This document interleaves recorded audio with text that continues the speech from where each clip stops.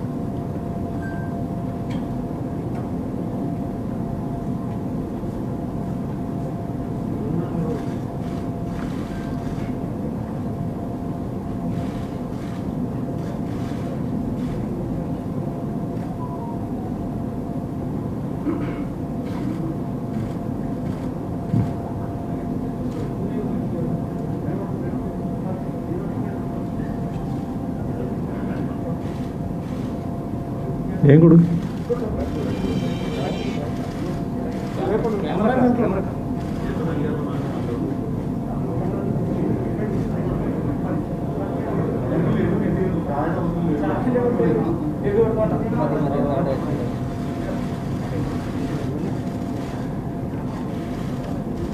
ഇന്ന് ലോക ചിരിദിനമാണല്ലോ.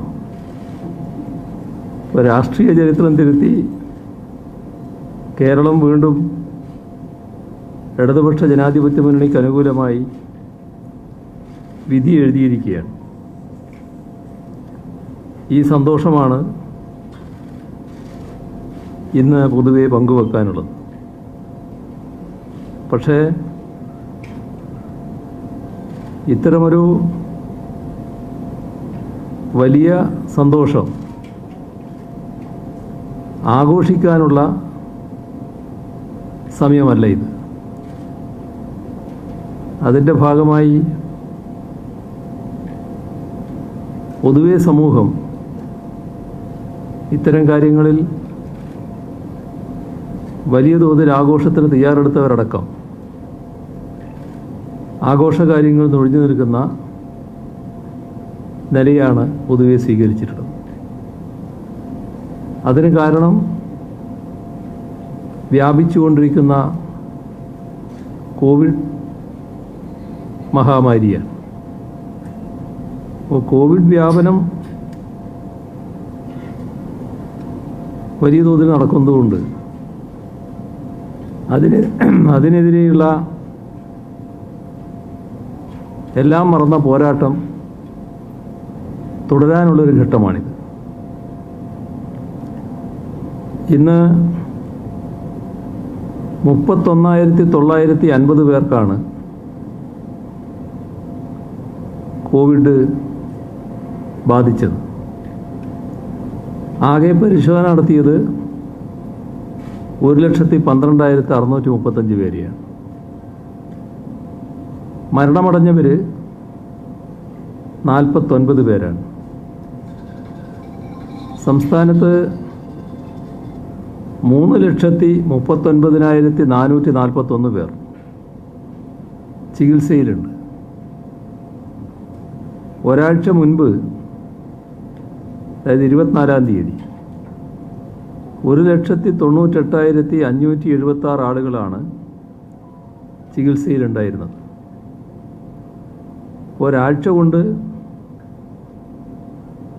അത് ആ 1,98,576 3,39,441 ഉയർന്നു. ഗുരുതരമായ ലക്ഷണങ്ങളില്ലാത്തവരെ നേരത്തെ ഡിസ്ചാർജ് ചെയ്യുന്ന രീതിയാണ് ഇപ്പോൾ സ്വീകരിച്ചിരിക്കുന്നത്. പക്ഷേ ചികിത്സയിലുള്ള രോഗികളുടെ എണ്ണത്തിൽ കുറവില്ല. അപ്പോൾ സ്ഥിതിവിശേഷം അതീവ ഗൗരവമാണ് എന്നാണ് ഇത് കാണിക്കുന്നത്. അതുകൊണ്ട് തന്നെ കൂടുതൽ കർശനമായ നിയന്ത്രണങ്ങളിലേക്ക് നീങ്ങിയേ പറ്റുകയുള്ളൂ. സമൂഹമെന്ന നിലയിൽ നമ്മൾ സ്വീകരിക്കുന്ന മുൻകരുതലുകൾ എല്ലാവരും പൊതുവെ അംഗീകരിക്കുകയും നടപ്പാക്കുകയും ചെയ്യണം. അല്ലെങ്കിൽ വലിയ ഭവിഷ്യത്തായിരിക്കും നമ്മെ കാത്തിരിക്കുന്നത്. ഇപ്പോൾ മാസ്കുകൾ ധരിക്കാനും അകലം പാലിക്കാനും ആൾക്കൂട്ടങ്ങൾ ഒഴിവാക്കാനും ആഘോഷങ്ങൾ മാറ്റിവെക്കാനും അടഞ്ഞ സ്ഥലങ്ങളിൽ ആളുകൾ കൂടാതിരിക്കാനും ഇങ്ങനെയെല്ലാമുള്ള കാര്യങ്ങളിൽ എല്ലാവരും ഗൗരവമായി ശ്രദ്ധിക്കേണ്ടതുണ്ട്. എങ്കിൽ മാത്രമേ ഈ മഹാമാരിയെ നമുക്ക് തടഞ്ഞു നിർത്താൻ സാധിക്കുകയുള്ളൂ. സർക്കാർ നടപ്പിലാക്കുന്ന നിയന്ത്രണങ്ങളോട് യാന്ത്രികമായി പ്രതികരിക്കലല്ല ആവശ്യം. ഇത് നമ്മുടെ ആവശ്യമാണെന്ന് കണ്ടുകൊണ്ട് ഓരോരുത്തരും ഈ നിയന്ത്രണങ്ങളുടെ ഭാഗമായി മാറുകയാണ് വേണ്ടത്. ഇപ്പോൾ ഇന്നത്തെ ദിവസം നേരത്തെ പറഞ്ഞതുപോലെ വലിയ ആഘോഷങ്ങൾ നാടാകെ നടക്കേണ്ട ദിവസമാണ്. പക്ഷേ സാഹചര്യത്തിൻ്റെ ഗൗരവം മനസ്സിലാക്കി അത്തരം ആഘോഷം ഒഴിവാക്കാൻ കേരള ജനതയാകെ തയ്യാറായി എന്നത് അഭിമാനാർഹമായ കാര്യമാണ്. നാളെ സമ്പൂർണ്ണ നിയന്ത്രണങ്ങൾ ഇല്ലാത്ത ദിവസമാണ്. പക്ഷേ നാം ശ്രദ്ധിക്കേണ്ടത് സ്വയം നിയന്ത്രണങ്ങളിൽ ഒരു കുറവും വരുത്താൻ പാടില്ല.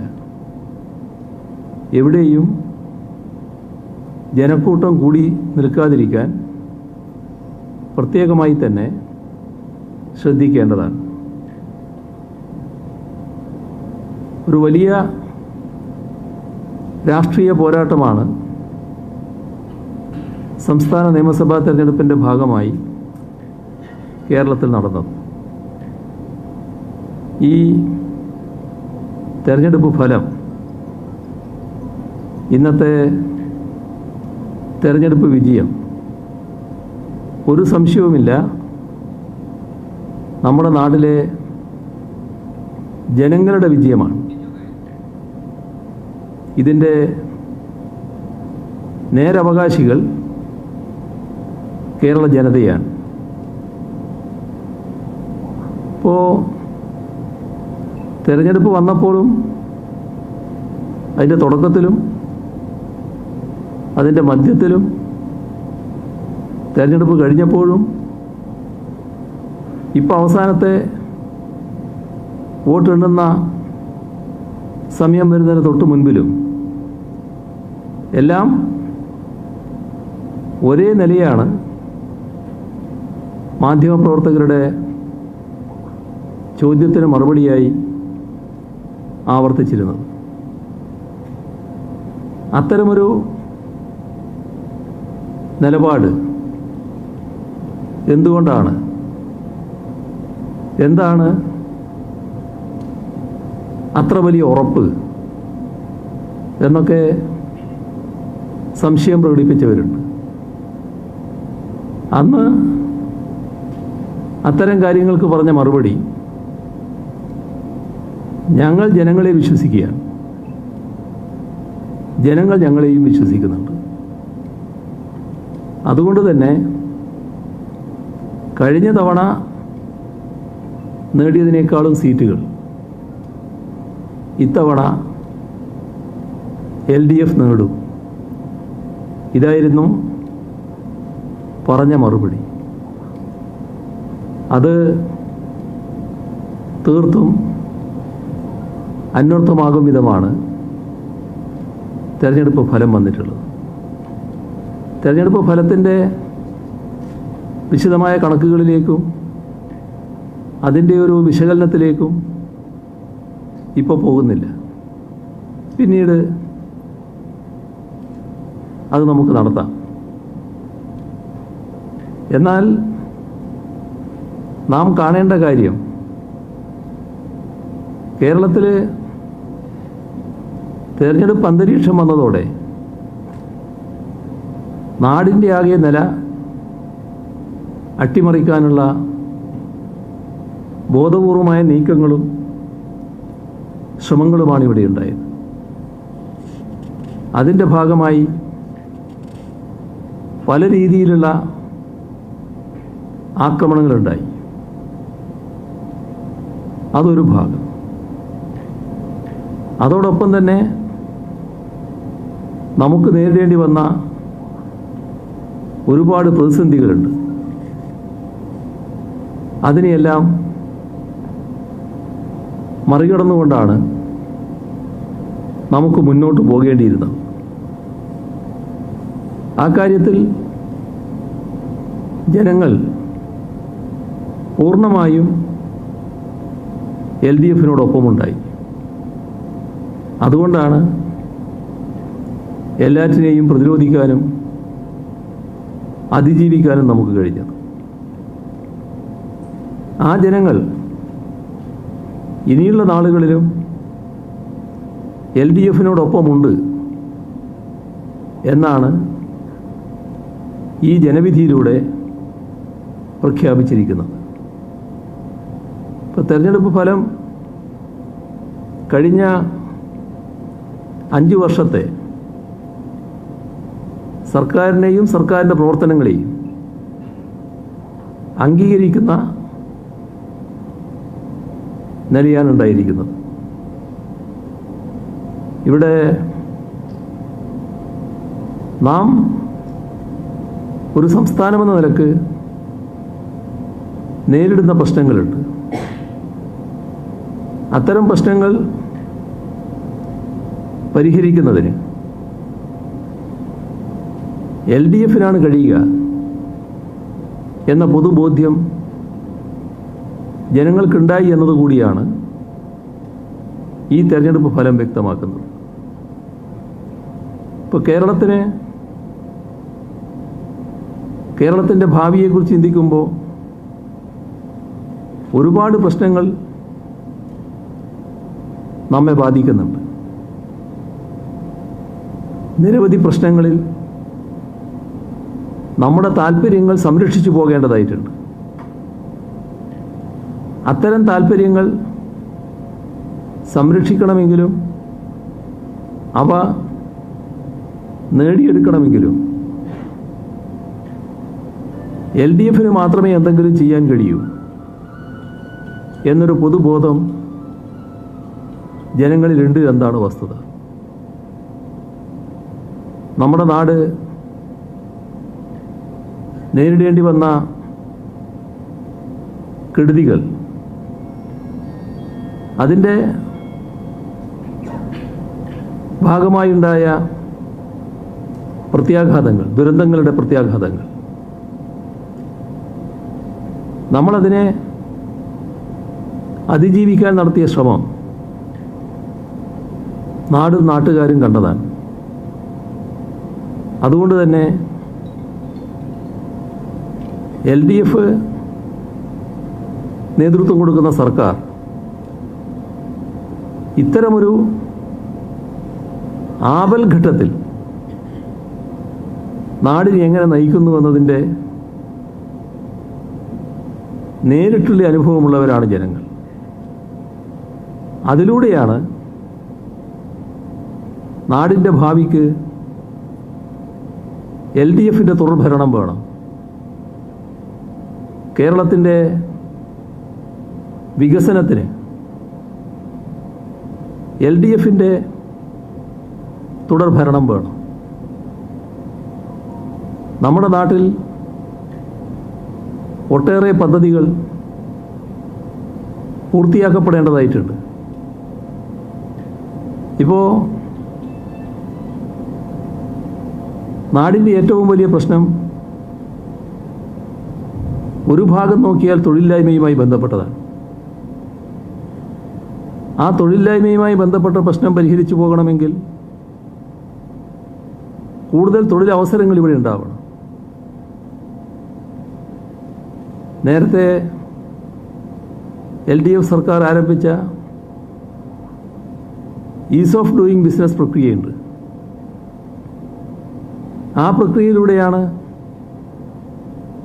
നമ്മുടെ നാടിൻ്റെ വ്യാവസായിക അന്തരീക്ഷമാകെ മാറുക. LDF തെരഞ്ഞെടുപ്പ് പ്രകടന പത്രികയിലൂടെ ഈസ് ഓഫ് ഡൂയിങ് ബിസിനസിൻ്റെ കാര്യത്തിൽ ഏതെല്ലാം രീതിയിലുള്ള മാറ്റങ്ങൾ വരുത്തും, എങ്ങനെയൊക്കെ തൊഴിൽ സാധ്യതയുടെ വർദ്ധിപ്പിക്കും, ആ കാര്യം വ്യക്തമാക്കിയിട്ടുണ്ട്. അത് വെറും വീൺവാക്കല്ല എന്ന് ജനങ്ങൾ പൂർണ്ണമായും ഉൾക്കൊള്ളുന്നു. LDF നടപ്പാക്കാവുന്ന കാര്യങ്ങൾ മാത്രമേ പറയൂ, പറയുന്ന കാര്യങ്ങൾ നടപ്പാക്കും എന്ന ഉറച്ച വിശ്വാസം ജനങ്ങൾക്കുണ്ട്. അത് നിങ്ങൾ ഏതെങ്കിലും മാധ്യമങ്ങൾ നടത്തിയ പ്രചരണത്തിൻ്റെ ഭാഗമായി ഉണ്ടായതല്ല. അവരുടെ സ്വന്തം ജീവിതാനുഭവത്തിൻ്റെ അടിസ്ഥാനത്തിൽ ഈ നാട്ടിൽ ജീവിക്കുന്ന ഓരോ കുഞ്ഞുമടക്കമുള്ള എല്ലാവർക്കുമുള്ള അനുഭവമാണ്. അതിൻ്റെ ഭാഗമായുള്ള ബോധ്യമാണ്. അതുകൊണ്ടാണ് നമ്മുടെ നാടിൻ്റെ ഭാവി താൽപ്പര്യത്തിന് LDF തുടർ ഭരണത്തിന് വേണമെന്ന് ജനങ്ങൾ തീരുമാനിച്ചത്. അതേപോലെ തന്നെ തൊഴിലവസരം ഒരുക്കുന്നത് പോലെ തന്നെ പ്രധാനമാണ് നമ്മുടെ നാടിൻ്റെ മതനിരപേക്ഷത സംരക്ഷിക്കൽ. മതനിരപേക്ഷതയ്ക്കെതിരെയുള്ള ഒട്ടേറെ വെല്ലുവിളികൾ ഉയരുന്നൊരു സമയമാണിത്. അതുകൊണ്ട് തന്നെ മതനിരപേക്ഷത സംരക്ഷിക്കണമെങ്കിൽ വർഗീയതയോട് വിട്ടുവീഴ്ച ചെയ്യാത്ത ഒരു വിഭാഗം കേരളത്തിൽ അധികാരത്തിലുണ്ടാവണം. ഇത് എല്ലാ മതനിരപേക്ഷ ചിന്താഗതിക്കാരും കരുതുന്ന കാര്യമാണ്. അങ്ങനെ മാത്രമേ മതനിരപേക്ഷത സംരക്ഷിക്കാൻ കഴിയൂ. നമ്മുടെ നാട്ടിലും വർഗീയ ശക്തികളുണ്ട്. വർഗീയ ശക്തികളുടെ സ്വഭാവം, അവരുടേതായ തനത് രീതികൾ കേരളത്തിലും ഉയർത്തിക്കൊണ്ടുവരാൻ അവർ ആഗ്രഹിക്കുന്നുണ്ട്. അതിനുതകുന്ന ചില ശ്രമങ്ങൾ വിവിധ ഘട്ടങ്ങളിൽ അവരുടെ ഭാഗത്തുണ്ടായിട്ടുമുണ്ട്. പക്ഷേ അതിനോടൊക്കെ വിട്ടുവീഴ്ച ചെയ്യാത്ത ഒരു സർക്കാർ ഇവിടെ ഉണ്ടായി എന്തുകൊണ്ടാണ് ഭീതിജനകമായ ഒരു വർഗീയ സംഘർഷവും കേരളത്തിൽ ഉയർന്നു വരാതിരുന്നത്. അതുതന്നെയാണ് മതനിരപേക്ഷതയുടെ വിളനിലമായി കേരളത്തെ നിലനിർത്തുന്നതിന് ഇടയാക്കിയത്. അതുകൊണ്ട് നമ്മുടെ സമൂഹത്തിലെ മഹാഭൂരിപക്ഷം മതനിരപേക്ഷ ചിന്താഗതിക്കാരാണ്. അവരെല്ലാം മതനിരപേക്ഷത ഇവിടെ സംരക്ഷിക്കണമെങ്കിൽ LDFൻ്റെ തുടർഭരണം ആവശ്യമാണ് എന്ന നിലപാടാണ് എടുത്തത്. അതുപോലെ തന്നെ നമ്മുടെ നാട് വലിയ തോതിൽ സാമ്പത്തികമായി മെച്ചപ്പെട്ടൊരു നാടാണെന്നൊന്നും പറയാൻ പറ്റില്ല. എന്നാൽ നമ്മൾ പൊതുവിൽ നമ്മുടെ നാടിൻ്റെ ഒരു ജീവിത നിലവാരം നോക്കിയാൽ വല്ലാതെ തകർന്നു പോയി ഒന്നല്ല. ആ ജീവിത നിലവാരം ആ രീതിയിൽ നിലനിർത്തുന്നതിന് സർക്കാർ വഹിച്ചൊരു പങ്കുണ്ട്. അത് ജനങ്ങളുടെ ക്ഷേമം മുൻനിർത്തി സ്വീകരിച്ചുള്ള നടപടികളാണ്. ഞാനിപ്പോൾ അതിൻ്റെ മറ്റ് വിശദാംശങ്ങളിലേക്കൊന്നും പോകുന്നില്ല, എല്ലാവർക്കും അറിയാവുന്നതാണ്. അത്തരം നടപടികളുടെ ഭാഗമായി കേരളത്തിലെ ഏറ്റവും ദരിദ്ര വിഭാഗത്തിൽപ്പെട്ടവർ അടക്കം സാധാരണ നിലക്കുള്ളൊരു ജീവിതം മുന്നോട്ട് കൊണ്ടുപോകാനുള്ള സാഹചര്യം ഇവിടെ ഉണ്ടായിട്ടുണ്ട്. അത്തരം നടപടികൾ, അതായത് ജനങ്ങളുടെ ക്ഷേമം നിലനിർത്തുന്നതിന് അതിലേറ്റവും താല്പര്യമുള്ള വിഭാഗം ഇടതുപക്ഷ ജനാധിപത്യ മുന്നണിയാണ്. ഇത് ഇടതുപക്ഷ ജനാധിപത്യ മുന്നണിക്ക് മാത്രമേ ചെയ്യാൻ കഴിയൂ. തങ്ങൾക്ക് ഇന്നുള്ളതുപോലെ ക്ഷേമത്തോടെ ജീവിക്കണമെങ്കിൽ LDFന്റെ തുടർഭരണം വേണം.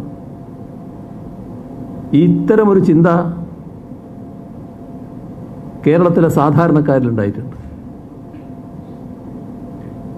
ഇത് ഏതെങ്കിലും ഒരിടത്ത് മാത്രം സംഭവിച്ചതല്ല. പൊതുവെ സംസ്ഥാനത്താകെ എല്ലാ പ്രദേശങ്ങളിലും എല്ലാ ജനവിഭാഗങ്ങളിലും അതിൽ ജാതി മത രാഷ്ട്രീയ വ്യത്യാസമന്യേ എല്ലാ കുടുംബങ്ങളിലും ഉണ്ടായൊരു കാര്യമാണ്. ഇത്തരത്തിൽ കേരളത്തിലെ ഇടതുപക്ഷ ജനാധിപത്യ മുന്നണിയുടെ ഗവൺമെൻറ് അധികാരത്തിൽ തുടർന്നാലാണ് സാമൂഹ്യനീതി ശരിയായ രീതിയിൽ നടപ്പാക്കുന്ന നിലയുണ്ടാവുക എന്നതും ജനങ്ങൾ പൂർണ്ണമായി ഉൾക്കൊണ്ടിട്ടുണ്ട്. അതുകൊണ്ട് തന്നെ ഈ മഹാവിജയം കേരളത്തിലെ ജനങ്ങൾക്ക് വിനയപൂർവ്വം സമർപ്പിക്കുകയാണ്. കേരളം ഇതേവരെയുള്ളൊരു അവസ്ഥ കുറേ ദശകങ്ങളായി നമ്മുടെ നാട് സ്വീകരിച്ചു വരുന്ന ഒരു നില മാറി മാറി സർക്കാരുകളെ പരീക്ഷിക്കുന്ന ഒരു സംസ്ഥാനം. ഈ ഒരു നിലയാണ് കുറേ കാലമായി നിലനിൽക്കുന്നത്. ഇതൊരു സ്വാഭാവിക പ്രക്രിയയായി കണ്ടവരുമുണ്ട്. അത്തരമൊരു ധാരണയും ഈ ഘട്ടത്തിൽ തിരുത്തുന്ന നിലയാണ് വന്നിട്ടുള്ളത്. അതുകൊണ്ട് തന്നെ ഈ വിജയത്തിന്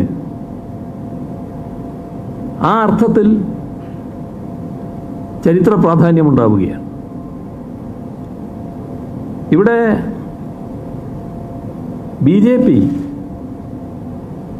എന്തോ മഹാവിജയം നേടിക്കളയുമെന്ന മട്ടിലായിരുന്നു പുറപ്പെട്ടിരുന്നത്. എന്തെല്ലാം അവകാശവാദങ്ങൾ വന്നു എന്നതിലേക്കൊന്നും ഇപ്പോൾ ഞാൻ പോകുന്നില്ല. പക്ഷേ ഗവൺമെൻറ് രൂപീകരിക്കുന്നതിലേക്ക് അടക്കം തങ്ങൾ നീങ്ങുന്നുവെന്ന പ്രഖ്യാപനങ്ങൾ BJPയുടെ ഉന്നതരായ നേതാക്കൾ തന്നെയുണ്ടായി. അതിന് സാധാരണ നിലയിലുള്ള ഭൂരിപക്ഷം ആവശ്യമില്ല എന്ന് പറയുന്നിടക്കം വരെ എത്തി. അപ്പോൾ എന്തോ കുറേ സീറ്റുകൾ അവർ നേടാൻ പോകുന്നു എന്ന ധാരണയാണ് അവരിവിടെ സൃഷ്ടിച്ചത്. അതിന് അവർ നടത്തിയ പ്രചരണമുണ്ട്. മാധ്യമങ്ങൾ മുഖേന അവർ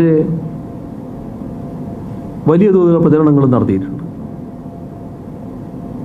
ഒരു പൊതുപ്രതീതി സൃഷ്ടിക്കുക എന്നാണ് ഉദ്ദേശിച്ചത്. ആ ഒരു ഘട്ടത്തിലാണ് ഞങ്ങൾ പറഞ്ഞത്, ഇപ്പോൾ അവർക്കിവിടെയുള്ള അക്കൗണ്ട്, ആ അക്കൗണ്ട് അവരുടെ ശക്തിയുടെ ഭാഗമായി വന്നായിരുന്നില്ല. നേമത്തെ വിജയം അവരുടെ ശക്തിയുടെ ഭാഗമായിരുന്നില്ല. അതുകൊണ്ട് തന്നെ ആ അക്കൗണ്ട് ഈ തെരഞ്ഞെടുപ്പിൽ ക്ലോസ് ചെയ്യും എന്ന് ഞങ്ങൾ പറഞ്ഞിരുന്നു.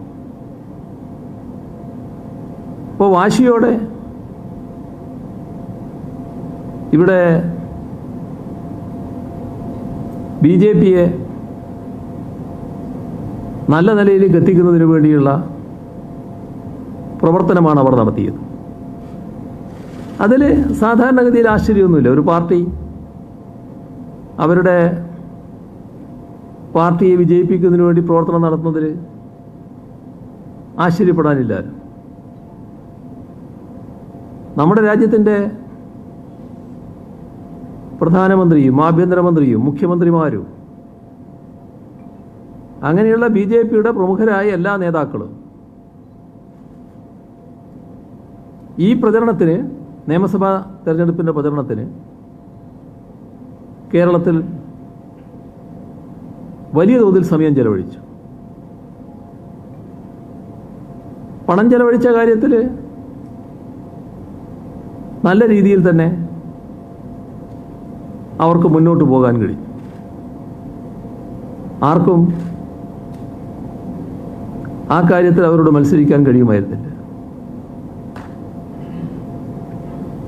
പണം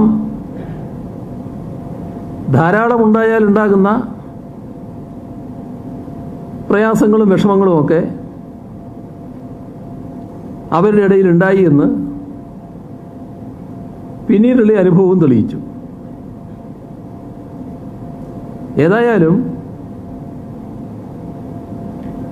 അവരുടെ അനുഭവത്തിൽ ഇപ്പോൾ യഥാർത്ഥ സ്ഥിതി തിരിച്ചറിയേണ്ട സമയമായി. അതെന്താ? അത് ഈ കേരളത്തിൻ്റെ പ്രത്യേകതയാണ്. കേരളം വർഗീയതയുടെ ഒരു വളനിലമല്ല. നമ്മുടെ രാജ്യത്തെ മറ്റ് ചില സംസ്ഥാനങ്ങളെ പോലെ അതേ രീതി ഇവിടെ എടുത്താൽ ഇവിടെ അത് ചെലവാകില്ല. ഞാനൊരു സംസ്ഥാനത്തിൻ്റെയും പേര് പ്രത്യേകം എടുത്തു പറയാൻ ഉദ്ദേശിക്കുന്നില്ല. അതുകൊണ്ടാണ് ചില സംസ്ഥാനങ്ങളിൽ നിന്ന് മാത്രം പറയുന്നത്. പക്ഷെ എന്തൊക്കെ സംഘപരിവാറിൻ്റെ നേതൃത്വത്തിൽ രാജ്യത്തെ മറ്റു ചില സംസ്ഥാനങ്ങൾ നടന്നിട്ടുണ്ടെന്ന് എല്ലാവർക്കും അറിയാം. അത്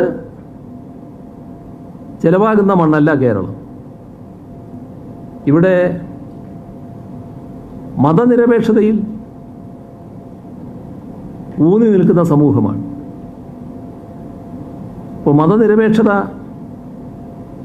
സംരക്ഷിക്കുന്നതിന് വേണ്ടിയുള്ള നിലപാടെടുക്കുന്നു എന്നുള്ളത് കൊണ്ട് തന്നെ വർഗീയ രാഷ്ട്രീയത്തിന് കേരളത്തിലിടമില്ല. അത് ഈ തെരഞ്ഞെടുപ്പ് ഒന്നുകൂടി വ്യക്തമാക്കിയിരിക്കുകയാണ്. ബാക്കി കാര്യങ്ങൾ അവർ പരിശോധിക്കേണ്ടതാണ്. സാധാരണഗതിയിൽ അവരുടെ രീതി വെച്ച് പ്രവർത്തിക്കാനേ അവർക്ക് കഴിയും. അത് വർഗീയതയെ അടിസ്ഥാനപ്പെടുത്തിയുള്ള പ്രവർത്തനമാണ്. അപ്പോൾ കേരളീയ സമൂഹത്തിന് അത് അംഗീകരിക്കാനാവില്ല എന്ന നിലപാട് കേരളീയ സമൂഹം അർത്ഥശങ്കക്കിടയില്ലാതെ വ്യക്തമാക്കിയിരിക്കുകയാണ്. അത് തിരിച്ചറിഞ്ഞാൽ നന്ന്. ഇവിടെ UDF കേരളത്തിലെ പ്രതിപക്ഷ വിഭാഗമായി പ്രവർത്തിച്ച ഒരു മുന്നണിയാണ് ഈ കഴിഞ്ഞ 5 വർഷം. പല ഘട്ടങ്ങളിൽ കേരളത്തിൽ അധികാരത്തിലിരുന്നൊരു മുന്നണിയുമാണ്. എന്നാൽ ആ മുന്നണി നാടിൻ്റെയും ജനങ്ങളുടെയും പ്രശ്നങ്ങളുടെ ഭാഗമായി നിൽക്കാനോ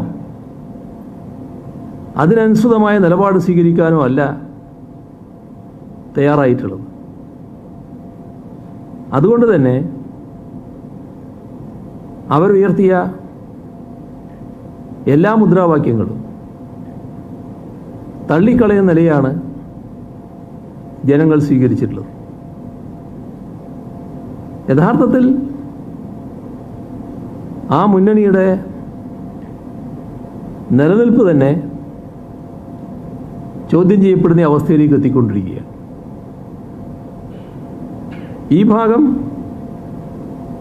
വിശദമായി തന്നെ കേരളീയ സമൂഹം ചർച്ച ചെയ്യേണ്ടതായിട്ടുണ്ട്. അത് പിന്നീട് ഒരു തവണയാകാമെന്നാണ് കരുതുന്നത്.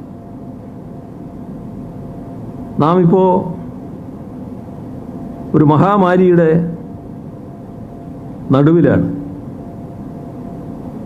കോവിഡ് വൈറസിൻ്റെ വ്യാപനം, ജനിതക വ്യതിയാനത്തോടെയുള്ള വ്യാപനം, ഇതൊക്കെ ശക്തമായി തുടരുകയാണ്. അപ്പോൾ സ്വാഭാവികമായും അതിനെ നേരിടാനും പ്രതിരോധിക്കാനും ജനങ്ങളുടെ ജീവൻ സംരക്ഷിക്കാനുമാണ് ഈ ഘട്ടത്തിൽ നാം പ്രാധാന്യം നൽകേണ്ടത്. അതോടൊപ്പം ഇതിൻ്റെ ഭാഗമായി ദുരിതത്തിലാകുന്ന ജനങ്ങളുണ്ട്. ഇതുണ്ടാക്കുന്ന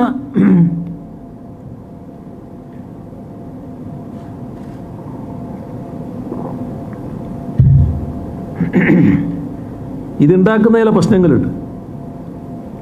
അതിൻ്റേതായ പ്രത്യാഘാതങ്ങൾ വരാനിടയുണ്ട്. അപ്പോൾ അത് ബാധിക്കുന്ന ജനങ്ങൾക്ക്, അതായത് അതിൻ്റെ ഭാഗമായി ദുരിതത്തിലാകുന്ന ജനങ്ങൾക്ക് ആശ്വാസമെത്തിക്കാനുള്ള കടമയും നമുക്കുണ്ട്. മഹാമാരി ഉയർത്തുന്ന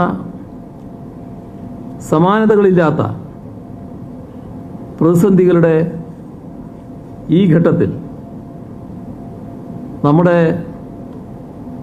നാടിൻ്റെ മുന്നോട്ടുള്ള യാത്രക്ക്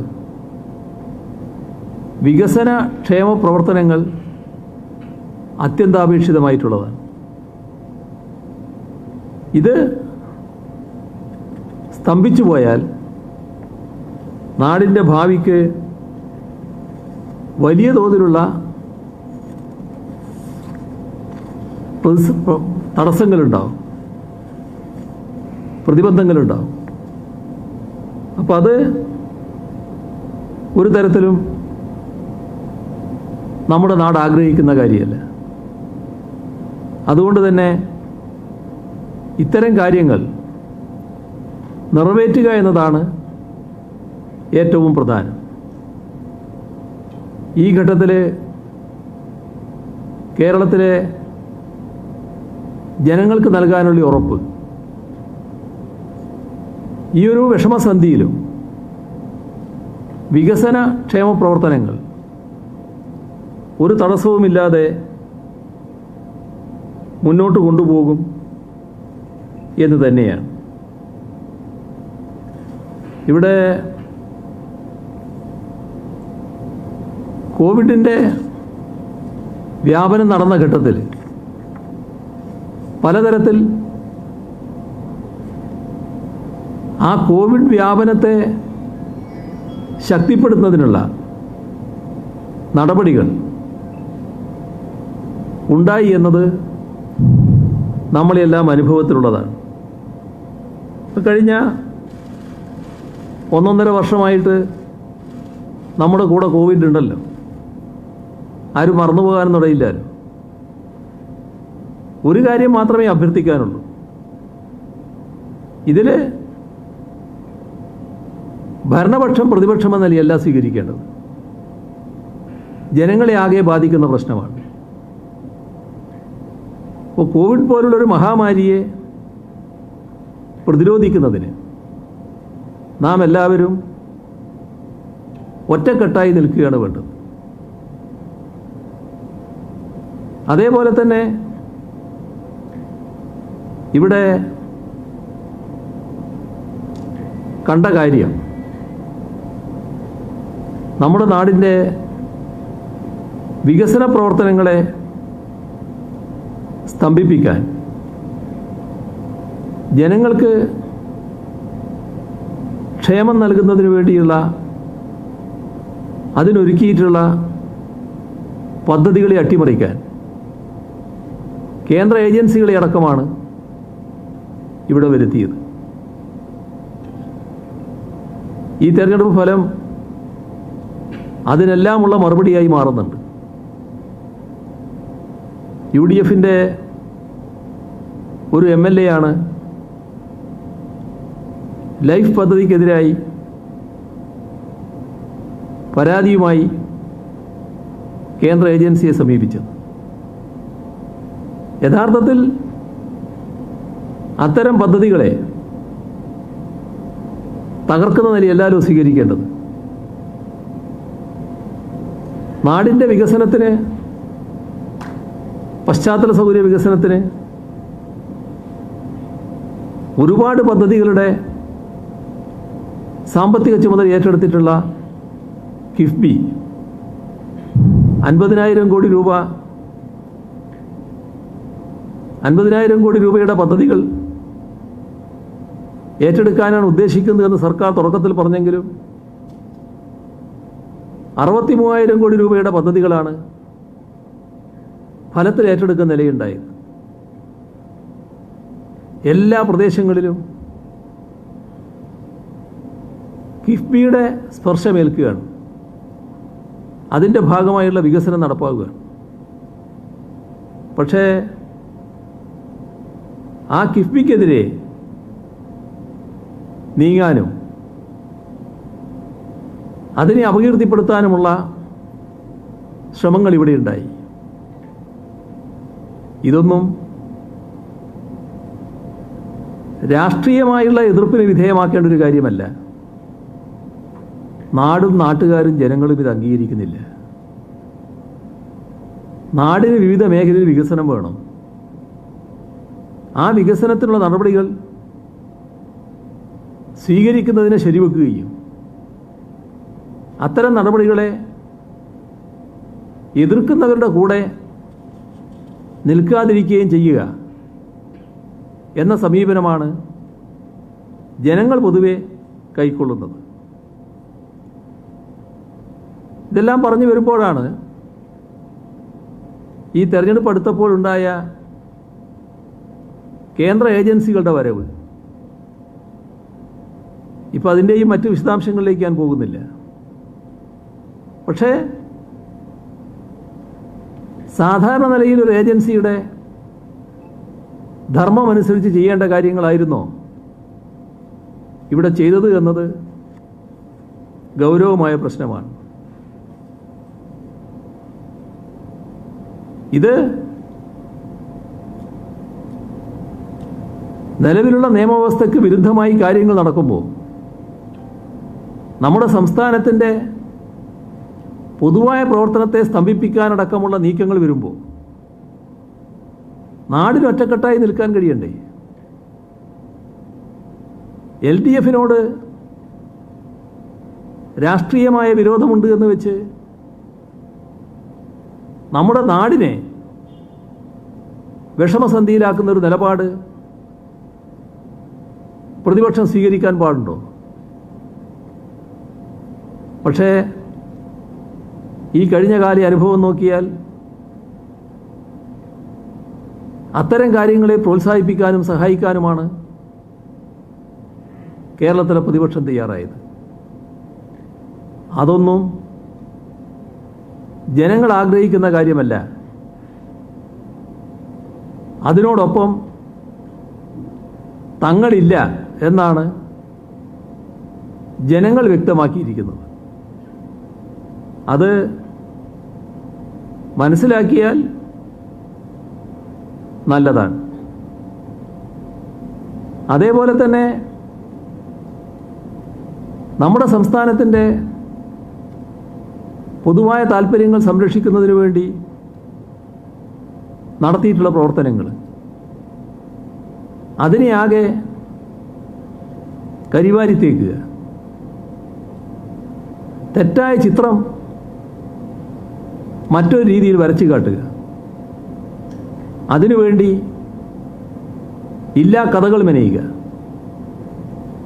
ബോധപൂർവം തെറ്റായ കാര്യങ്ങൾ പ്രചരിപ്പിക്കാൻ തയ്യാറാവുക.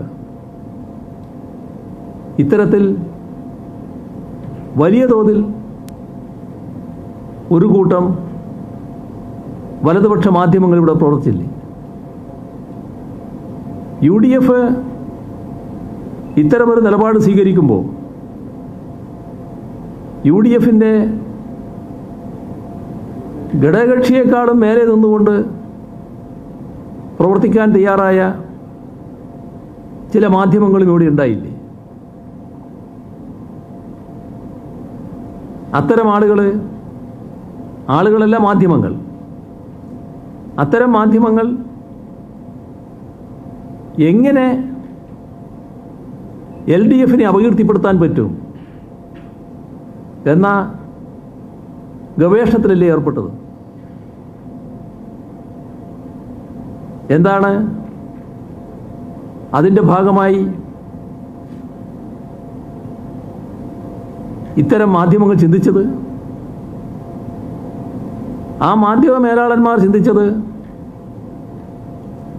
തങ്ങൾക്കുള്ള സ്വാധീനം ഈ വർത്തമാനകാലത്ത് മാധ്യമങ്ങൾക്ക് മാധ്യമങ്ങളുടേതായ സ്വാധീനമുണ്ട് എന്ന് നമുക്കെല്ലാവർക്കും അറിയാം. കാരണം നമ്മുടെ നാട് വലിയ തോതിൽ സാക്ഷരതയുള്ള സംസ്ഥാനമാണ്. നല്ലതുപോലെ എല്ലാ മാധ്യമങ്ങളെയും ശ്രദ്ധിക്കുന്നവരുമാണ്. അപ്പോൾ ആ ഒരു പ്രത്യേകത ഉപയോഗിച്ച് തെറ്റായ രീതിയിൽ കാര്യങ്ങൾ അവതരിപ്പിച്ച് ഈ സംസ്ഥാനത്തിൻ്റെ രാഷ്ട്രീയ കാര്യങ്ങൾ തങ്ങൾ തീരുമാനിക്കുമെന്ന ഹുങ്കോടെയാണ് ചില മാധ്യമങ്ങൾ പുറപ്പെട്ടത്. അവർ കാണണം, അവർ രാഷ്ട്രീയ കാര്യങ്ങൾ തീരുമാനിക്കാനുള്ള മേലാളന്മാരല്ല. തങ്ങളുടെ കയ്യിലാണ് മുഴുവൻ അധികാരവും ധരിച്ചിട്ട് നിൽക്കരുത്.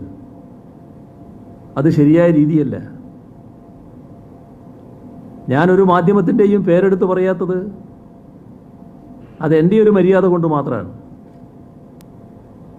പക്ഷേ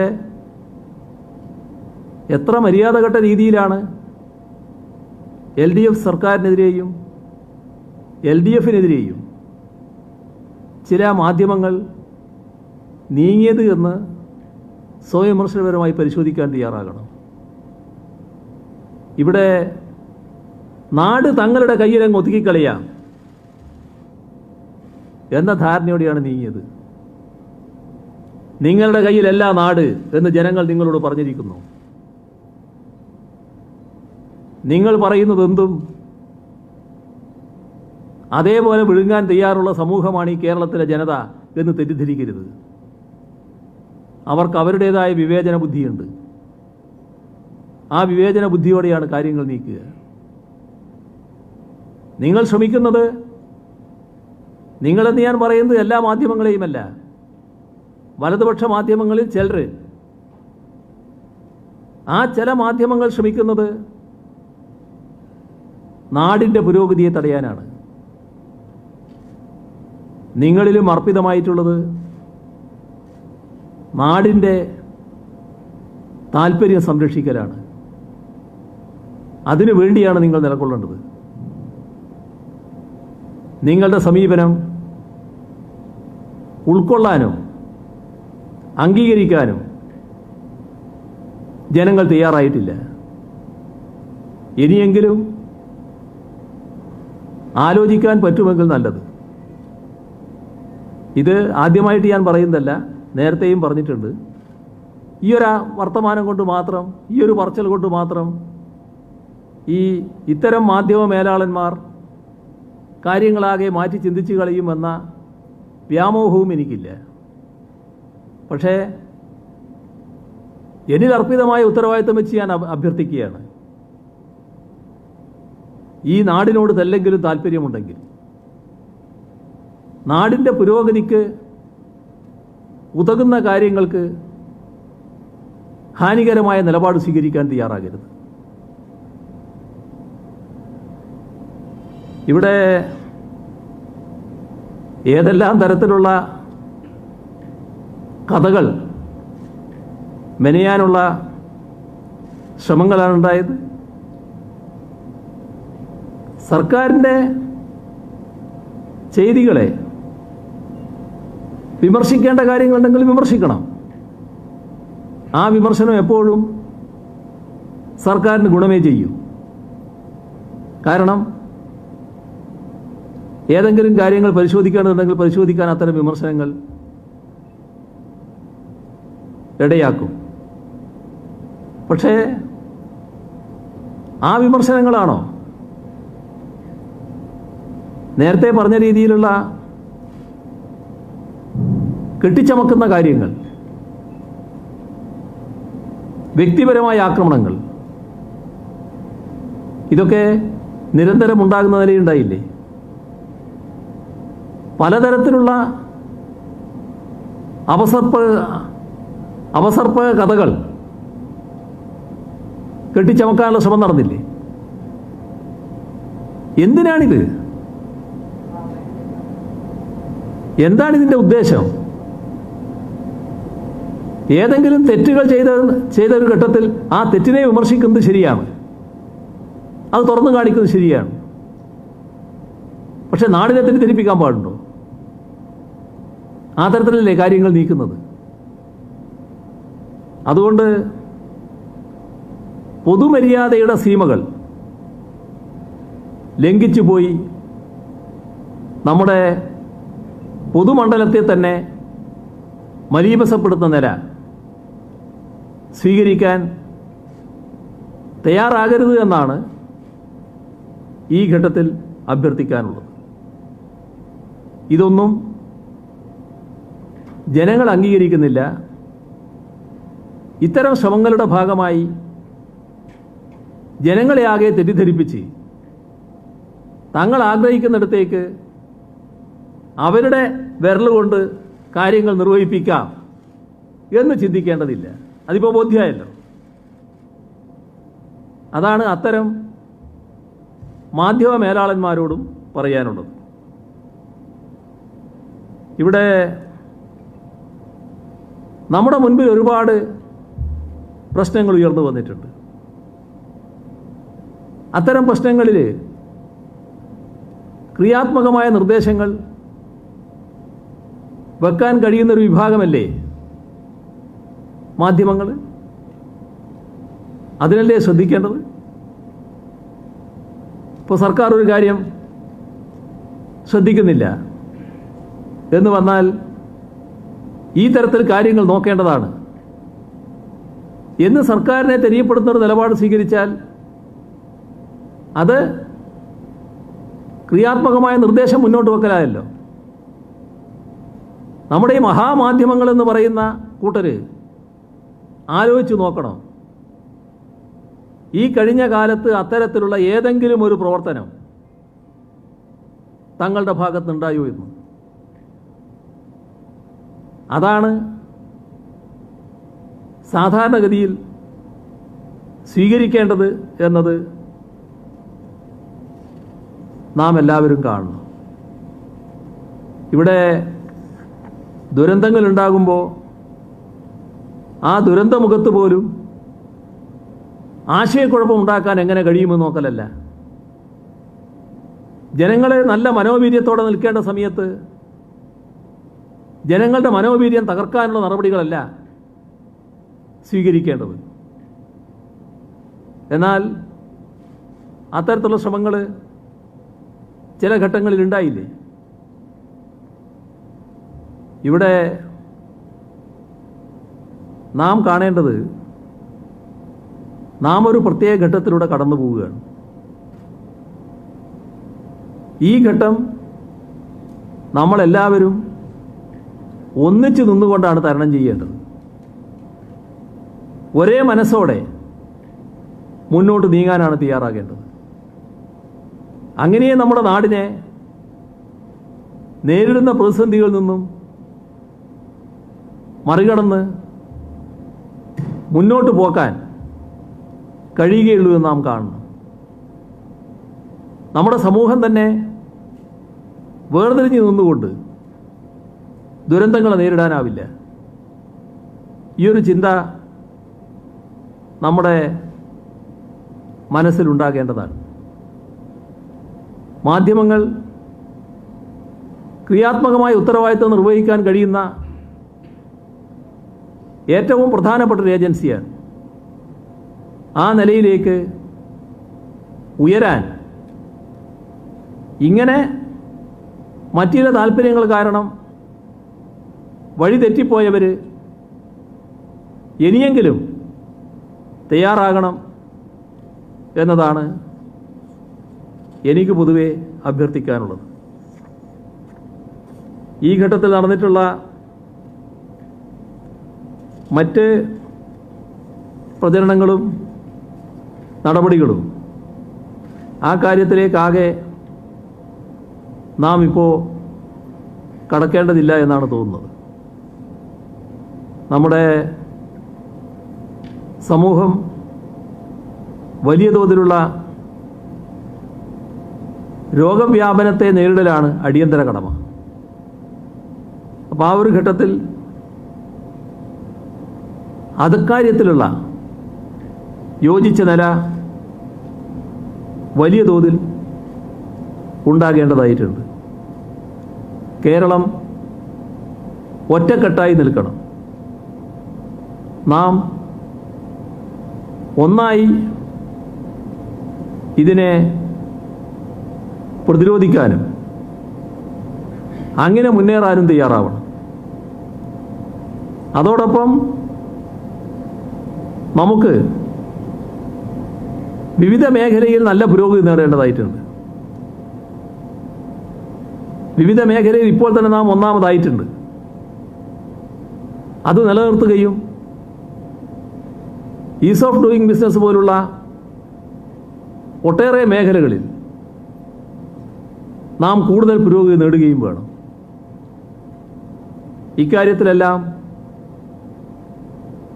വലിയ തോതിലുള്ള സഹകരണമാണ് പൊതുവെ ഉണ്ടാകേണ്ടത്. നവകേരളത്തിലേക്കുള്ള മുന്നേറ്റമാണ് നമുക്ക് നടത്തേണ്ടത്. LDF എന്താണ് ചെയ്യാൻ ഉദ്ദേശിക്കുന്നത് എന്നത് തെരഞ്ഞെടുപ്പ് പ്രകടന പത്രികയിലൂടെ തന്നെ വ്യക്തമാക്കിയിട്ടുണ്ട്. ഒരു പുതിയ കേരളം സൃഷ്ടിക്കുക എന്ന് പറയുമ്പോൾ അതിനനുസൃതമായിട്ടുള്ള ഒട്ടേറെ മാറ്റങ്ങൾ വിവിധ രംഗങ്ങളിൽ ഉണ്ടാകേണ്ടതായിട്ടുണ്ട്. ഇപ്പം അതിൻ്റെ വിശദാംശങ്ങളിലേക്ക് കടക്കുന്നില്ല. നമുക്ക് നമ്മുടെ നാട് പ്രിയപ്പെട്ടതാണ്. ഈ നാട് ഇനിയും അഭിവൃദ്ധിപ്പെടണമെന്നാണ് എല്ലാവരും ആഗ്രഹിക്കുന്നത്. ഇവിടെ തൊഴിൽ വർദ്ധിക്കണം, സാമൂഹ്യനീതി ശരിയായ രീതിയിൽ തുടരണം, നല്ല അന്തരീക്ഷം ഇവിടെ ഉണ്ടാവണം. ആ കാര്യത്തിൽ നമുക്കെല്ലാം ഒന്നായി ചേർന്നുകൊണ്ട് ഒരുമിച്ച് മുന്നോട്ട് പോകാനാവണം എന്നാണ് പൊതുവെ അഭ്യർത്ഥിക്കാനുള്ളത്. ഈ തെരഞ്ഞെടുപ്പ് വിജയം ഞങ്ങളെ കൂടുതൽ ഉത്തരവാദിത്വമുള്ളവരാക്കി മാറ്റുകയാണ്. ജനങ്ങൾ അർപ്പിച്ച വൻപിച്ച വിശ്വാസം അത്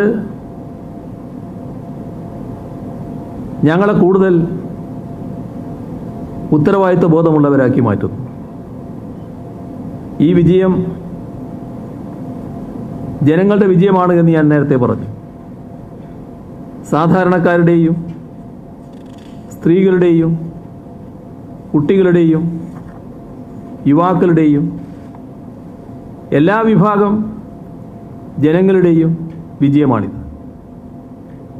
നന്മയുടെയും മൂല്യബോധത്തിൻ്റെയും വിജയമാണിത്. അധികാരത്തിൻ്റെ മത്തിൽ കാലിടറാതെ ജനപക്ഷത്ത് ഇടതുപക്ഷം ഉറച്ചു നിന്നിട്ടുണ്ട്. ആ ഇടതുപക്ഷ രാഷ്ട്രീയത്തിന്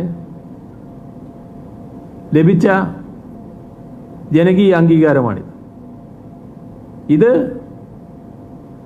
ഞങ്ങളെ കൂടുതൽ വിനയാന്വിതരാക്കുന്നു.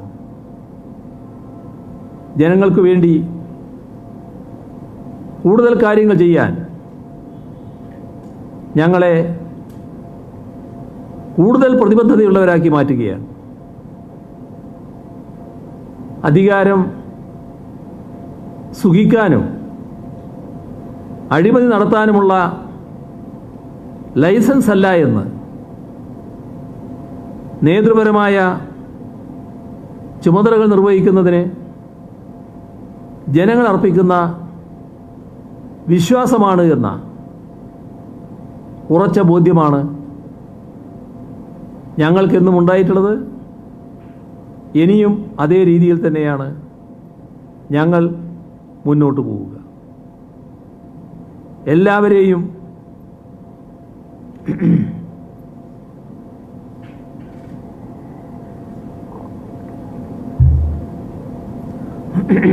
എല്ലാവരെയും ഒന്നിച്ചു നിർത്തി മുന്നോട്ട് പോകാനാണ് ഞങ്ങൾ ഈ കഴിഞ്ഞ കാലം ശ്രമിച്ചത്. ആ പ്രവർത്തന ശൈലി പൊതുവെ ജനങ്ങൾ അംഗീകരിച്ചു. അത് ജനഹൃദയങ്ങളിൽ പതിഞ്ഞു എന്നതാണ് വസ്തുത. സർക്കാരിന്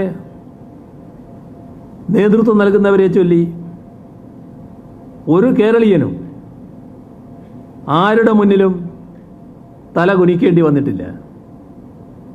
ആ അഭിമാനബോധമാണ് ഈ വിജയത്തിലൂടെ ഉയർത്തിപ്പിടിക്കുന്നത്. കൽപ്പിത കഥകളുമായി കരുതിക്കൂട്ടി ആക്രമിക്കാനും അതേപോലെ തന്നെ സംഘടിതമായ സ്വഭാവഹത്യ നടത്താനും തുനിഞ്ഞിറങ്ങിയവർ സ്വാഭാവികമായും ഈ വിജയത്തിൽ നിരാശരായിരിക്കും. ഇടതുപക്ഷ മൂല്യബോധം ഉയർത്തിപ്പിടിച്ച് സംശുദ്ധമായ പൊതുപ്രവർത്തനം നയിക്കുന്നവരുടെ വിശ്വാസ്യത തകർക്കാൻ ഈ പറഞ്ഞ രീതിയിലുള്ള അടവുകളൊന്നും മതിയാവുകയില്ല.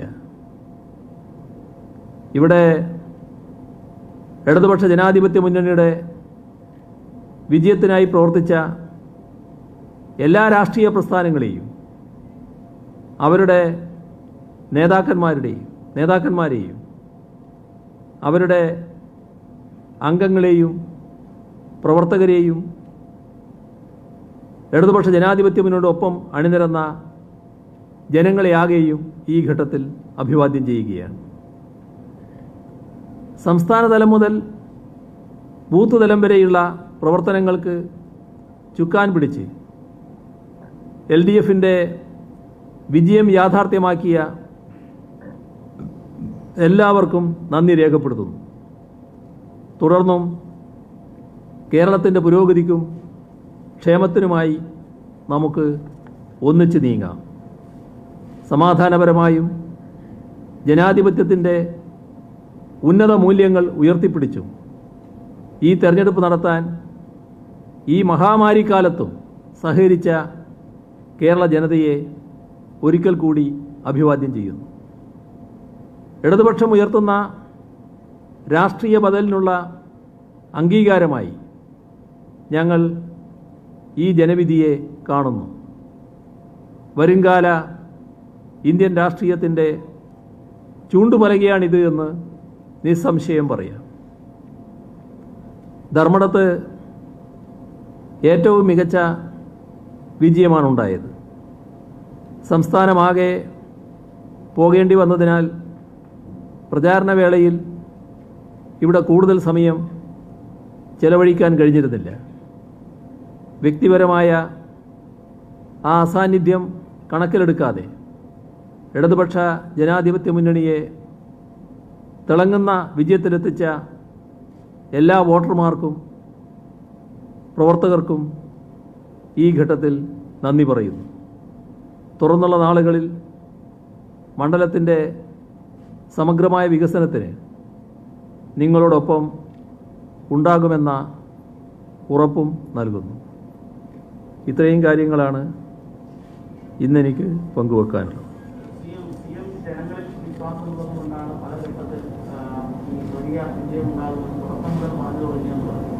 പക്ഷേ ഇന്നലെ വൈകിട്ട് ഒരു പ്രതിപക്ഷ നേതാവ് യു.ഡി.എഫ് സർക്കാർ ഉണ്ടാക്കും എന്നാണ് പറയുന്നത്. അതുപോലെ തന്നെ ബി.ജെ.പിയും 5-ലേറെ സീറ്റ് കിട്ടുമെന്നാണ് ബി.ജെ.പി സംസ്ഥാനത്ത്. അപ്പോൾ അവർക്ക് ജനങ്ങളുടെ പൾസ് മനസ്സിലാക്കാൻ പറ്റാത്തതാണോ, അതോ ജനങ്ങൾ അവരെ കൃത്യമായി എന്താണ് ഇതിലൊരു എന്തെങ്കിലും ഒരു പൊളിറ്റിക്കൽ മൂവ്മെന്റ് ഇതിലുണ്ടാവുമല്ലോ? കാരണം രണ്ട് പാർട്ടിക്കും അവരുടെ എല്ലാ കണക്കുകൂട്ടലുകളും ഇടയ്ക്കാണ് മുന്നണി. ജനങ്ങളുടെ വികാരം മനസ്സിലാക്കാതെയാണ് അങ്ങനെ ഒരു നിലപാടെടുത്തതെന്ന് എനിക്ക് തോന്നുന്നില്ല. ഇതിൽ സാധാരണ നിലക്ക് വേറെ ചില ആവശ്യങ്ങളുണ്ടാവും, അതിൻ്റെ ഭാഗമായിട്ടാണ്. അത് UDF ഓരോ മണ്ഡലവും എടുത്താൽ അവർക്ക് എത്ര കണ്ട് സാധ്യതയുണ്ട് എന്നുള്ളത് അവർക്ക് മനസ്സിലാക്കാൻ കഴിയുമല്ലോ. തീരെ ആളില്ലാത്തൊരു പാർട്ടിയല്ലല്ലോ UDF. അപ്പോൾ തെറ്റായൊരു ചിത്രം ഉയർത്തിക്കാട്ടി അത്തരമൊരു ശ്രമം അവരുടെ ഭാഗത്തുണ്ടായി എന്നുള്ളത് ശരിയാണ്. അത് പൂർണ്ണമായി കാര്യങ്ങൾ മനസ്സിലാക്കാതെയല്ല, ബോധപൂർവമാണ് എന്ന് തന്നെ ധരിക്കണം. അതോടൊപ്പം ബി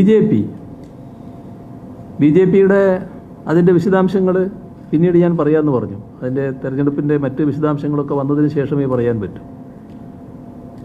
ഏതായാലും അവർക്ക് ഇത്തവണ എവിടെയും അക്കൗണ്ട് തുടങ്ങാനായില്ല. അവർക്ക് പറ്റിയ മണ്ണല്ല ഇത് എന്ന് വ്യക്തമായി കഴിഞ്ഞിട്ടുണ്ട്. ആ അർത്ഥത്തിൽ അവർ വലിയ തോതിലുള്ള തിരിച്ചടി നേരിട്ടിരിക്കുകയാണ് എന്നുള്ളതാണ്. മറ്റ് വിശദാംശങ്ങൾ പിന്നീട് പറയാം, അതായിരിക്കും നന്നാവും.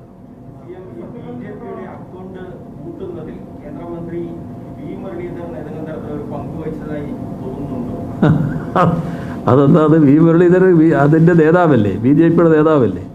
അദ്ദേഹം BJPക്ക് സഹായകരമായ നിലപാടല്ലേ എടുക്കുക. BJPയുടെ അക്കൗണ്ട് പൂട്ടിക്കുന്നതിനെന്തിനാണ് അദ്ദേഹം ശ്രമിക്കുന്നത്?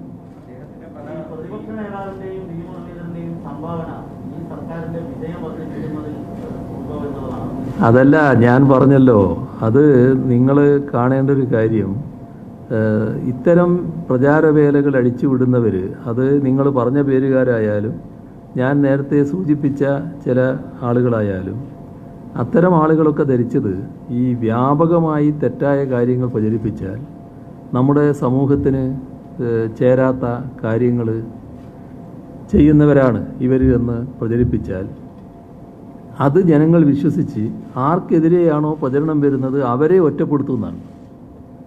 പക്ഷേ ഒരു നമ്മുടെ നാട്ടിലെ ജനങ്ങൾ ഇത്തരം കാര്യങ്ങൾ കൃത്യമായി മനസ്സിലാക്കാൻ ശേഷിയുള്ളവരാണ്. നിങ്ങൾ ഒരു കൂട്ടരുടെ പൊതുവായ പ്രവർത്തന രീതി എന്താണ് അവരുടെ സാധാരണ രീതികൾ, അതെല്ലാവർക്കും അറിയാമല്ലോ. അപ്പം അതിൽ നിന്ന് വ്യത്യസ്തമായി പെട്ടെന്നൊരു ആരോപണം ഉന്നയിച്ച് അതിൻ്റെ ഭാഗമായി ഒറ്റപ്പെടുത്താൻ നോക്കിയാൽ അത് വരിങ്ങനെ യേശില്ല. അതാണ് നമ്മൾ കാണേണ്ട ഒരു കാര്യം. ഇപ്പോൾ ഒരു ഉദാഹരണം, ഇപ്പോൾ ഒരു സ്വർണ്ണക്കള്ളക്കടത്തിൽ പങ്കുണ്ടെന്ന് ഒരാളെ പറ്റി പറയുന്ന വിചാരിക്കുക. അയാൾ ദീർഘകാലത്തെ ദശാബ്ദങ്ങളായി രാഷ്ട്രീയ പ്രവർത്തനത്തിലുള്ള ഒരാൾ. അയാളെ അറിയാലോ ആളുകൾക്ക്, എല്ലാവർക്കും അറിയാലോ എങ്ങനെയാണ് പ്രവർത്തനം, എന്താണ് രീതി, ഇത്തരം കാര്യങ്ങളിലുള്ള സമീപനം എന്താണ്, പൊതുജീവിതത്തിൽ എന്താണ് നിലപാട് സ്വീകരിച്ചത് എന്നൊക്കെ അറിയാലോ. അപ്പോൾ എങ്ങനെയാണ് അതിനെ എടുക്കുക ആളുകൾ? ഈ കേട്ട ഉടനെയോ അല്ലെങ്കിൽ വായിച്ച ഉടനെയോ ഇയാൾ ഇത്ര മോശക്കാരനാണോ എന്ന് പറഞ്ഞിട്ട് അയാളെ തള്ളിക്കറിയാനോ നമുക്ക്? അതൊന്നും പറയുന്നൊന്നും ശരിയല്ല കേട്ടോ, ഇതെല്ലാം എന്താ ഇങ്ങനെ പറയുന്നത് എന്നേ എടുക്കൂ. എന്നാൽ അത് മനസ്സിലാക്കാൻ ഈ ആളുകൾക്ക് പറ്റിയില്ല. അതാണ് അതിൻ്റെ പ്രത്യേകത. അത് ആ വഴിക്ക് തന്നെ പിന്നെയും മുന്നോട്ട് പോയിക്കൊണ്ടിരുന്നു. അതൊരു ശരിയായ രീതിയല്ല എന്നാണ് ഞാൻ പറയുന്നത്.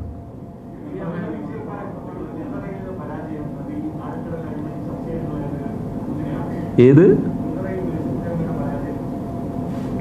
കുണ്ടറയിലെ മേഴ്സിക്കുട്ടി അമ്മയുടെ പരാജയം അതൊരു ഒറ്റപ്പെട്ട സംഭവമാണ്. അതെന്താണെന്ന് പരിശോധിക്കുക എങ്ങനെയാണെന്നുള്ളത്.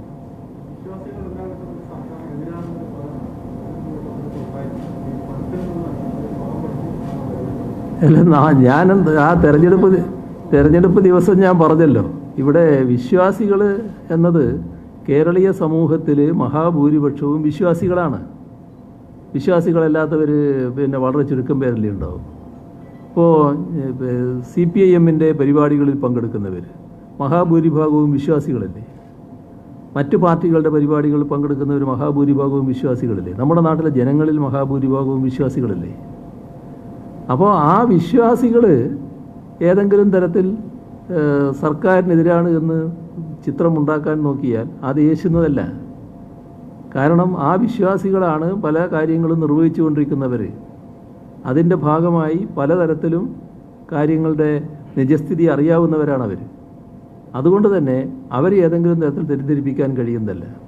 ഇപ്പോൾ ചിലർ ധരിച്ചല്ലോ, രാവിലെ തന്നെ വോട്ട് ചെയ്ത് എന്നിട്ട് വന്ന് ഇനി ഈ ഗവൺമെൻറ് തുടരാൻ പാടില്ല എന്ന് പറഞ്ഞാൽ ഈ പറയുന്നയാളുടെ അനുയായികൾ മുഴുവൻ പോയിട്ട് ഉടനെ മറ്റിടത്താണെന്ന് പ്രസ് ചെയ്യാമെന്നാണല്ലോ കരുതിയത്. അതാണോ നാടിൻ്റെ സ്ഥിതി? നമ്മുടെ ഓരോരുത്തരുടെയും വോട്ട് എന്ന് പറയുന്നത് അവരവരുടെ അനുഭവത്തിൻ്റെ അടിസ്ഥാനത്തിലുള്ളതല്ലേ. അവരവർക്ക് അറിയാമല്ലോ എന്താ സ്ഥിതി എന്നുള്ളത്. ഏതെല്ലാം തരത്തിൽ നാട് ഈ വോട്ടിൻ്റെ ഘട്ടത്തിൽ പ്രതികരിച്ചിട്ടുണ്ട്, അതിലെ അവരുടെ കൂടെ നിന്ന അനുഭവം, ജനക്ഷേമകരമായിട്ടുള്ള കാര്യങ്ങൾ നടപ്പാക്കിയത്, അതൊക്കെ അറിയാവുന്നവരല്ലേ നാട്ടുകാർ. അതിനനുസരിച്ചല്ലേ പ്രതികരിക്കുക. ഇതല്ലേ നമ്മൾ കാണേണ്ടത്. സത്യപ്രതിജ്ഞയുടെ കാര്യം അത് സാധാരണ എങ്ങനെയാണെന്ന് പറഞ്ഞാൽ, ഞങ്ങൾ ഇതിന് ശേഷം ആദ്യം വേണ്ടത് ഇപ്പോൾ ഉള്ള ഗവൺമെൻറ്റിന് കുറച്ച് നാൾ കൂടിയുണ്ട്, അതിൻ്റെ രാജി കൊടുക്കലാണ്. അപ്പോൾ അത് നാളെ അവിടെ ചെന്നതിന് ശേഷം, തിരുവനന്തപുരത്ത് പോയതിന് ശേഷം നിർവഹിക്കും. പിന്നീട് LDF കാര്യങ്ങൾ ആലോചിക്കും. LDF ആലോചിക്കേണ്ടതുണ്ട്. ബന്ധപ്പെട്ട പാർട്ടി കമ്മിറ്റികളൊക്കെ LDFനകത്തുള്ള മറ്റ് കക്ഷികളുടെ ബന്ധപ്പെട്ട പാർട്ടി കമ്മിറ്റികൾ ആലോചിക്കണം. അങ്ങനെയുള്ള വിവിധ ആലോചനകളൊക്കെ നടന്നതിന് ശേഷം മാത്രമേ സത്യപ്രതിജ്ഞ നടക്കൂ. സത്യപ്രതിജ്ഞയ്ക്ക് വല്ലാത്ത ധൃതി. ഇത് നിങ്ങൾ ഏതോ ഒരു കൂട്ടർ റിപ്പോർട്ട് ചെയ്തല്ലോ, നാളെ തന്നെ തിരുവനന്തപുരത്ത് സത്യപ്രതിജ്ഞ നടക്കാൻ പോവുകയാണ്. അതല്ല വസ്തുത. അതാണ് അതിൽ കാണേണ്ടത്. അത് ആ ആലോചനകളൊക്കെ നടന്നതിന് ശേഷമാണ് നടത്തുക. പിന്നെ ഇപ്പം നമ്മൾ കാണേണ്ടത് ഗൗരവമായ രോഗവ്യാപന നിലയാണ്. അതിൻ്റെ ഫലപ്രദമായ നടപടികളിലേക്കും കടക്കേണ്ടതായിട്ട് വരും. കേട്ടില്ല.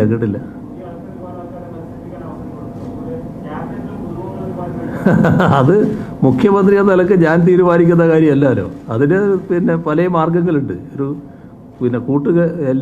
മുന്നണി ഭരണമൊക്കെ ആകുമ്പോൾ അതിന് പല സംവിധാനങ്ങളുണ്ട്. ആ സംവിധാനങ്ങളിലൂടെ ആലോചിച്ചൊരു നിലയെടുക്കുക എന്നുള്ളതേ ഉള്ളൂ. ഏതായാലും പുതിയവരും ഉണ്ടാവും എന്നുള്ളത് ഉറപ്പാണ്. അതിന് യാതൊരു സംശയമില്ല.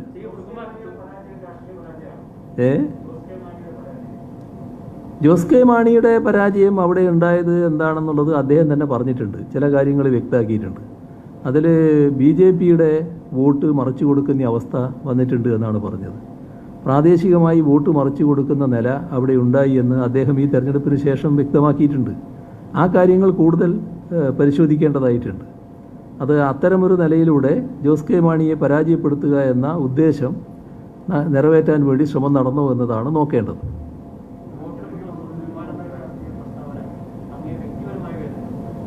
എനക്കെന്താ വ്യക്തിപരമായിട്ട് പ്രശ്നം?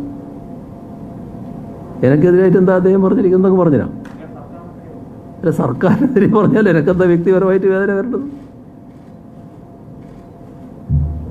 ചില പരാജയങ്ങൾ വളരെ പൊളിറ്റിക്കലി റെലവൻ്റായി തോന്നുന്നു. ഒന്ന് അഴീക്കോട്, അതുപോലെ തൃത്താല, ഇങ്ങനെ കുറച്ച് പരാജയം. അങ്ങനെ ഒരു പൊളിറ്റിക്കൽ മിസ്. അതുപോലെ തന്നെ നേരത്തെ പറഞ്ഞ ഈ ലൈഫ് പദ്ധതിക്കെതിരായ പരാജയം. അങ്ങനെ ഒരു ചില ആൾക്കാരെ ജനം തെരഞ്ഞെടുപ്പിച്ച് അത് ചില തോൽപ്പിച്ചു എന്ന് വേണമെങ്കിൽ നാം പറയാം. അതെന്താണ് വസ്തുത? അങ്ങനെയല്ല. ഇപ്പോൾ നിങ്ങൾ ഉദ്ദേശിക്കുന്നത് വടക്കാഞ്ചേരിയെ പറ്റിയായിരിക്കും. വടക്കാഞ്ചേരി ലൈഫ് മിഷൻ തകർത്ത് അവിടെ ജനങ്ങളിൽ വല്ലാത്ത പ്രതികരണം അത് ഉണ്ടാക്കിയെന്നുള്ളത് ശരിയാണ്. അതിൻ്റെ ഭാഗമായി തന്നെ നല്ല രീതിയിലുള്ള എതിർപ്പ് ആ തകർക്കാൻ വേണ്ടി നേതൃത്വം കൊടുത്ത ആൾക്കെതിരെ ഉയർന്നു വന്നിട്ടുണ്ടാകും. അത് സ്വാഭാവികമല്ലേ.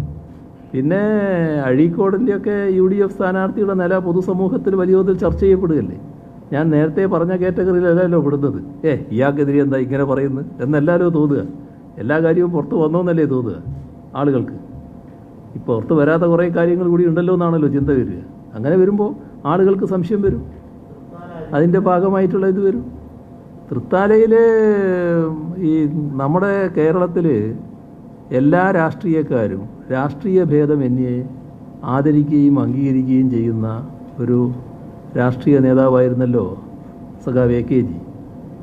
ആ AKGയെ ബള്ളു പറയാൻ വേണ്ടി പുറപ്പെട്ടു എന്ന് പറയുന്നത് എത്ര മോശമായൊരവസ്ഥയാണ്. അത് ഉണ്ടാക്കിയിട്ടുള്ളൊരു വികാരം ഉണ്ടാവില്ലേ ആളുകളിൽ? സ്വാഭാവികമല്ലേ അത്? അതിനെതിരെ AKGയെ സ്നേഹിക്കുന്നവരുടെ ഭാഗത്തുനിന്ന് പ്രതികരണം വന്നപ്പോൾ അത് കൂടുതൽ കടുപ്പിക്കാനാണ് ഇദ്ദേഹം ശ്രമിച്ചത്. സ്വാഭാവികമായിട്ടും അതിനെതിരെയുള്ള ഒരു പ്രതികരണം വന്നിട്ടുണ്ടാകും. അതൊക്കെയല്ലേ സംഭവിക്കുക. അപ്പോൾ നമുക്ക് അവസാനിപ്പിക്കാം അല്ലേ? ശരി.